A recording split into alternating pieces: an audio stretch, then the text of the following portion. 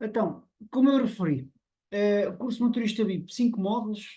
Vamos começar aqui no primeiro módulo. Se o pessoal às vezes quiser saltar os módulos em função de alguma necessidade, né, ou uma dúvida que tenha, pode o fazer. Para o pessoal que queira fazer o curso de início, eu aconselho sempre a começar no módulo um, módulo 2, módulo 3, módulo 4 e módulo 5, ir nessa ordem. Depois já terem visto efetivamente todos os vídeos, é claro que se quiserem depois alguma dúvida em função das apresentações que eu aqui vou passar para o curso, em função de alguma situação que tenha decorrido ou no terreno, ou alguma coisa, tentam identificar aqui no PowerPoint e depois tem que ir ao vídeo que será mais propício a responder àquilo que vocês pretendem.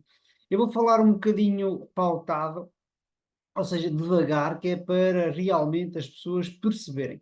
Porque às vezes existem aqui algumas divergências no que diz respeito à língua e pode ser normal, mas não é normal. Temos de falar devagar, senão depois as pessoas não percebem. Então, o primeiro módulo, ok? A deontologia do motorista VIP. Eu vou aqui compartilhar a minha tela. Aqui, compartilhar. E nós, estas apresentações, depois em função de cada um dos módulos, elas estão disponíveis no próprio curso, para quem também queira ministrar este curso externamente ou até em alguma escola, se no país onde estejam a trabalhar, poderão fazê-lo, como é óbvio, não é? Até é só adaptar as coisas. Pronto. Por isso, motorista VIP, deontologia do motorista. O que é que acontece muitas vezes com a questão da deontologia? Ou o que é a deontologia? A deontologia é a ciência que estuda os deveres de uma profissão. Não é possível falarmos em deontologia sem falarmos em ética, por exemplo. Estas apresentações, elas têm aqui três ou quatro introduções ao que é a definição do motorista, tem aqui o aparecimento da deontologia, de onde é que ela vem, vem da Grécia, quem é que criou efetivamente aqui a deontologia, qual foi a doutrina da deontologia. Pronto, eu não vou estar aqui a ler isto porque acho que ler efetivamente é maçudo, torna-se chato para as pessoas, e a ideia do curso não é ser maçudo, é que realmente consigam perceber qual é o enquadramento do motorista VIP, qual é as funções do motorista VIP, qual é os cuidados que têm que ter quando estão a trabalhar, e por aí. É óbvio, mais uma vez, que quem estiver ou quem pretenda ministrar formação ou quem queira ministrar este curso, dar este curso numa instituição ou até numa embaixada, seja como for, é óbvio que depois se calhar vão ter que ou fazer tipo um examezinho sobre isto, né, para conseguirem com que as pessoas fiquem um bocado mais com as ideias que interessam.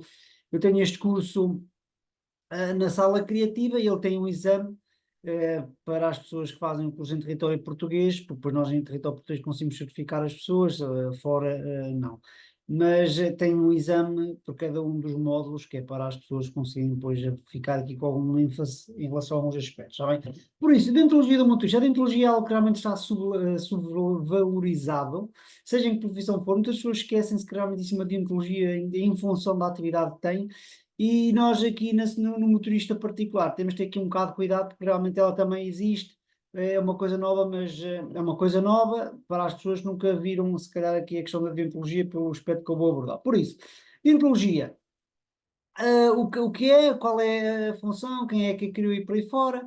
Depois nós temos aqui o código de ética também, embora já aqui tinha referido que não é possível falarmos em ética sem abordarmos deontologia e vice-versa, uma está associada à outra. No desempenho da nossa atividade enquanto motoristas profissionais, existe regras de conduta, já nem é por questões da lei laboral, mas é por uma questão realmente de códigos que possam vir a ser criados em função da nossa entidade patronal.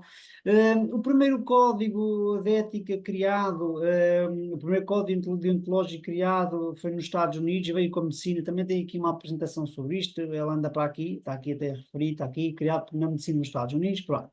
E aqui eu volto a frisar, é o que eu digo, isto pode às vezes parecer irrelevante às pessoas, para quem faz o curso, isso é balelas, mas não é, ok? Até podem às vezes passar à frente estas três apresentações, nada contra, mas realmente, para quem pretende administrar a formação, é muito importante, porque isto é a base realmente do motorista, está bem? Continuando, por isso, Deontologia do motorista particular, nós temos aqui terminologias distintas, motorista VIP, motorista particular, VIP driver, por aí fora. Há aqui N de situações que se pode atribuir a este motorista que é contratado ou por uma empresa ou por uma família que tenha necessidade de ter pessoas nesse sentido. Características do motorista VIP, muito importante. Estar sempre limpo e asseado, como é óbvio, não é? Às vezes há motoristas que têm uma determinada idade, já são assim muito pesados, já têm ali alguns têm um aspecto menos cuidado, isso não é muito bom, temos sempre cuidado nós, porque é uma questão de imagem para quem nos contrata. Evitar o uso de brincos, tatuagens ofensivas ou que de certa forma não se enquadrem com o seu cliente. Devemos ver isto pelo cliente que contrata o motorista. Contratar alguém cheio de brincos, ali com muitas tatuagens ostensivas, é assim sempre um bocado mais chato, e até quando vão à entrevista de trabalho, se assim acontecer, tem que ter cuidado com estes aspectos, ok?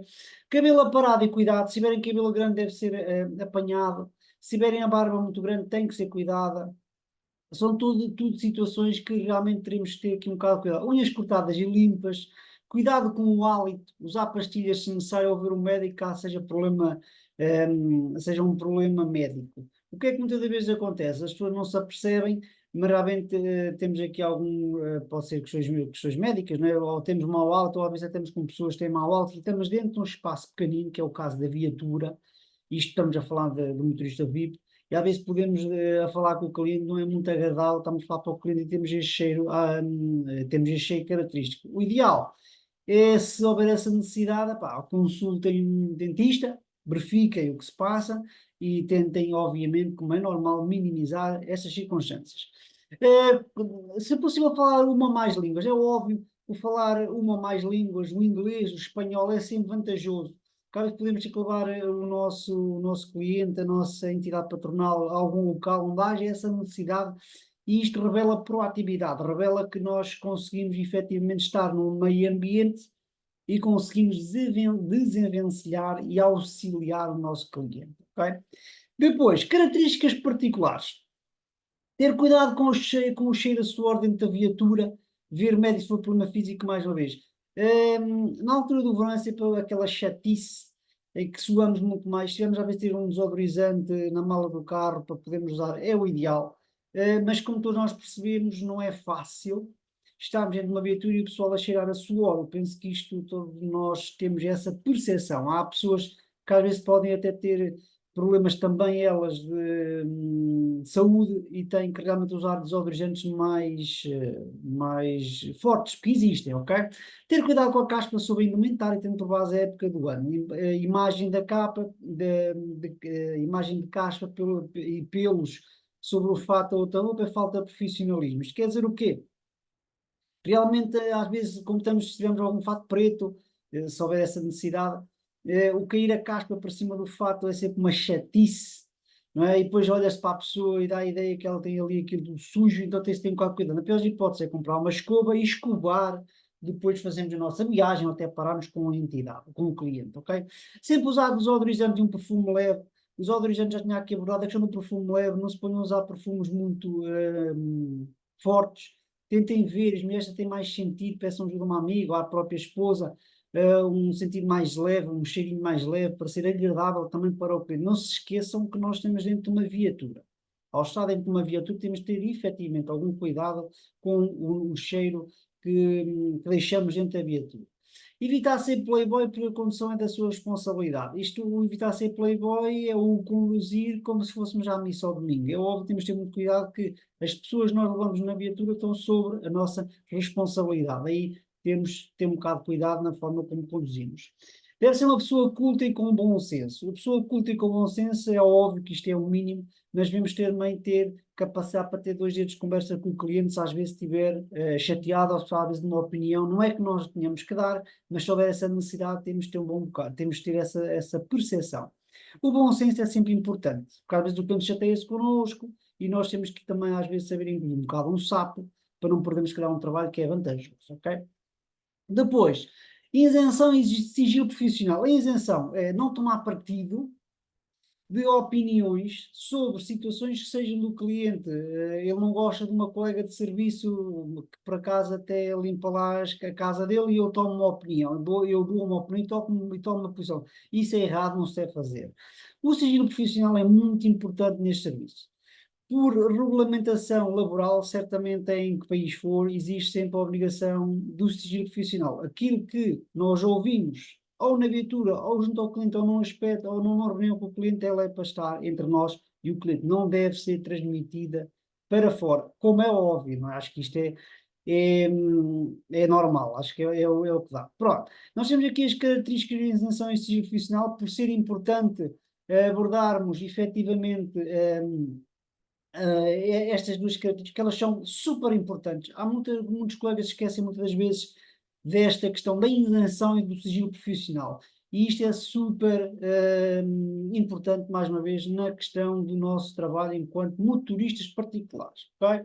Isto é uma breve apresentação, foi uma introdução ao módulo 1. Espero não ter sido muito maçudo a explicar e a dar aqui um upgrade em algumas circunstâncias, mas para as pessoas que chegaram agora a este curso, não se esqueçam de evitem saltar os módulos, já não sei que já os tenham visto todos, está bem?